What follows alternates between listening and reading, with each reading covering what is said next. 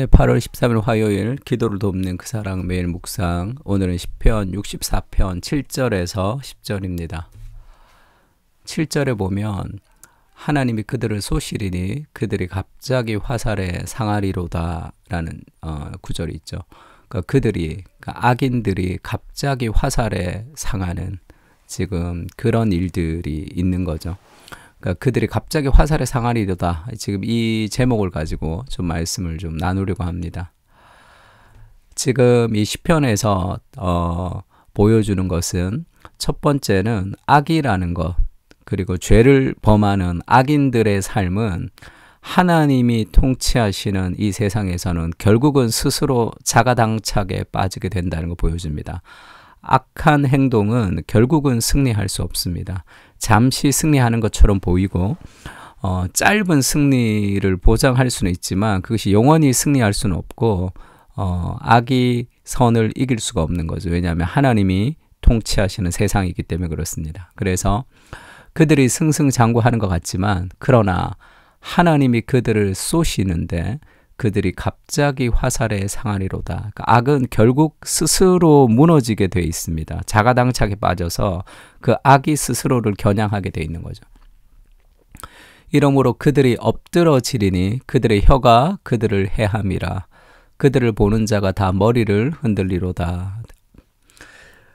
자신의 말이 자신에게로 돌아오는 어떤 그런 결과를 가지고 오는 거죠. 하나님의 세상에서 악은 반드시 스스로 걸리게 됩니다. 그래서 우리가 악이 승리한다고 악한 행동들을 따라하거나 그것을 우리가 허용해서는 안 되는 거죠. 반드시 악은 스스로의 행동에 의해서 스스로가 넘어지게 되어 있습니다. 그러니까 죄는 이 구조에 부담을 주는 거예요. 그러니까 죄는 자신의 삶의 구조의 부담이 되는 거죠. 그래서 괜찮아요. 아무 일도 일어나지 않지만 이게 점점 무거워집니다. 그것을 데릭 키더너가 이 방사선을 쪼는 거와 비슷하죠. 방사선을 이렇게 쐬는 거. 그러면 뭐 한두 번 방사선을 쐴 때 큰 문제가 일어나지 않습니다. 그러나 어느 순간이 되면 완전히 삶이 붕괴되는 그런 현상이 일어나는 거죠. 그것이 죄와 악의 특징이죠. 근데 하나님이 쏘신다 이렇게 표현을 했는데 출애굽기 할 때도 얘기를 했지만 그러니까 하나님이 그렇게 얘기합니다. 내가 바로의 마음을 완악하게 하고 그래서 바로가 이스라엘 민족이 출애굽을 하는 것을 반대할 것이다. 그 마음을 하나님이 완악하게 만든다 이런 표현도 있고 7장 13절에 그러나 바로의 마음이 완악하여 하면서 바로 스스로가 자기의 마음을 굉장히 완악하게 하고 강팍하게 만들었다는 스스로의 주체가 되어서 자신의 마음을 완악하게 했다라고 얘기도 하고 있습니다. 그러니까 하나님이 바로의 마음을 완악하게 했다는 것과 바로가 스스로 자신의 마음을 완악하게 했다는 것은 상충되는 개념이 아니에요. 하나님이 완악하게 했다는 것은 바로가 완악하고 싶지 않은데 하나님이 바로의 마음에 개입하셔서 완악하게 만들었다는 얘기가 아니라 바로가 스스로 완악하게 진 그 모든 행위가 하나님의 뜻 안에 있다라는 것을 설명하는 그런 하나님의 계시를 연약한 인간에게 설명하는 문학적 방식으로 이렇게 표현되어 있습니다. 그러니까 악이 스스로 멸망하는 것도 악이 스스로 악한 행동을 통해서 결국은 멸망하게 되지만 그것이 하나님의 뜻 안에 있는 거죠. 하나님이 통치하시는 세상에서. 그래서 하나님이 그들을 쏘셔서 그들이 화살에서 상한다. 그렇게 표현이 되고 있는 거예요. 악은 스스로 멸망하고 죄는 스스로 우리를 무너뜨립니다.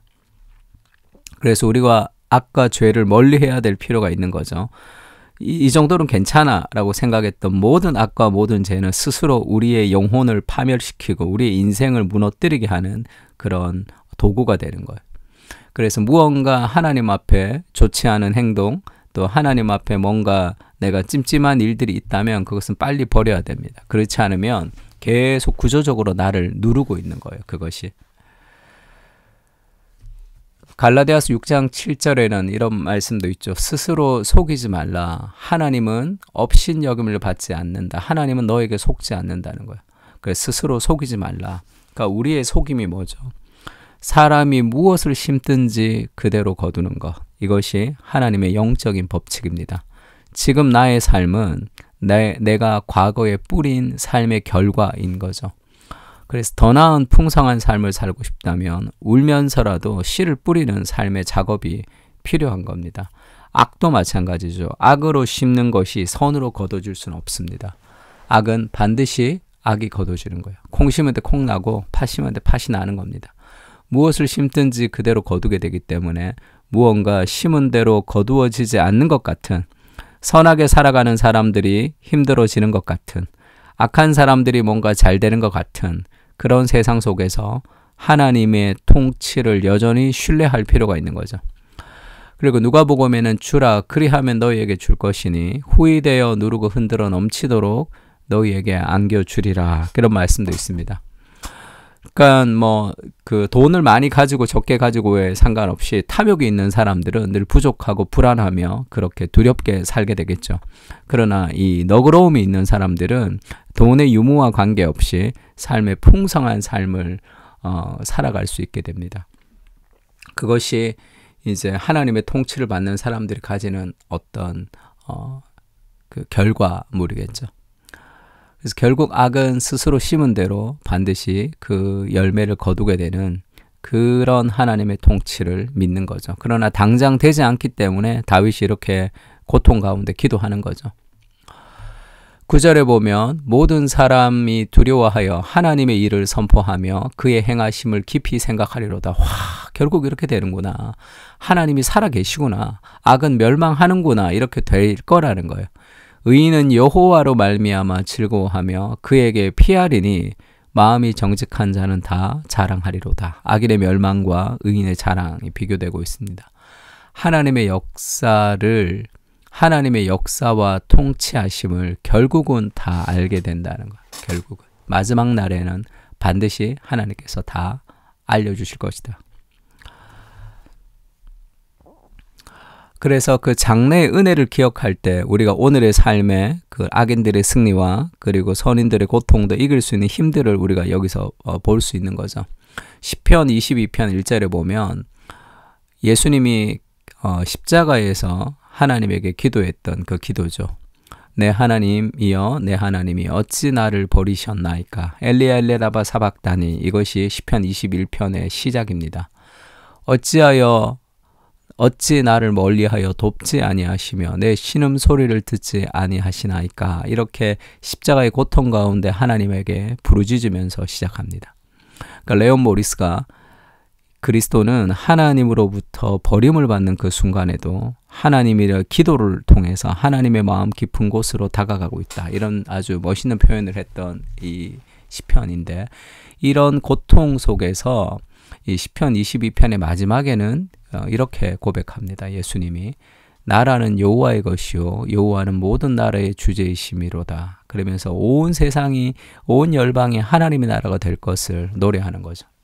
오늘의 십자가의 고통을 이길 수 있는 힘이 어디 있습니까? 결국 이것을 통해서 온 열방과 세계가 하나님의 나라로 돌아오게 될 것이고 악이 반드시 정복되고 승리하게 될 것이라는 그 영광스러운 소망이 오늘을 견디며 살아갈 수 있는 힘으로 작용하는 거죠. 장래의 은혜가, 그러니까 forward back, 그 미래의 현존이, 미래의 은혜가 오늘의 현존으로 그 미래에 있을 승리를 끌어가지고 오늘을 우리가 맛보며 살아가는 것이, 그것이 신앙이라고 할 수 있습니다.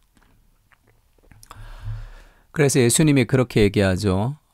믿음의 주여 온전케 하시는 이인 예수를 바라봐라. 그 예수님은 그 앞에 있는 기쁨을 위하여 십자가를 참으셨다. 그 장래의 은혜를 위하여 오늘을 견디며 결국은 하나님의 우편 보좌에 앉으셨던 그 그리스도를 기억하라, 이렇게 얘기하죠.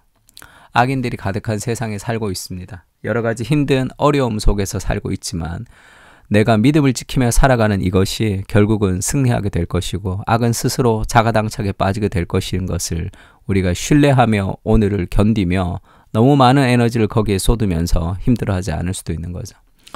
악은 스스로 멸망할 것입니다. 그들이 승승장구하는 것 같지만 여전히 세상은 하나님이 주인이시고 하나님이 통치하시는 세상임을 기억하게 하시고 그들의 결말을 바라보며 용서와 정의로 사람들을 대하게 하여 주시옵소서.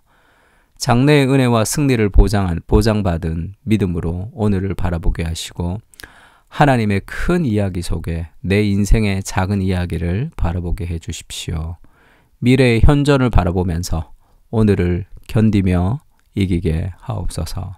아멘. 우리 시편을 가지고 같이 기도하겠습니다.